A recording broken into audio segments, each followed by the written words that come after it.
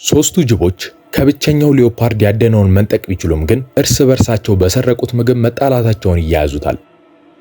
ጅቦች በቡድን በመኖር የሚታወቁ ቢሆኑም ግን የምግብ ነገር ሲነሳ ህብረታቸው ወደ ባላንጣ ፉክክርነት ይቀየራል።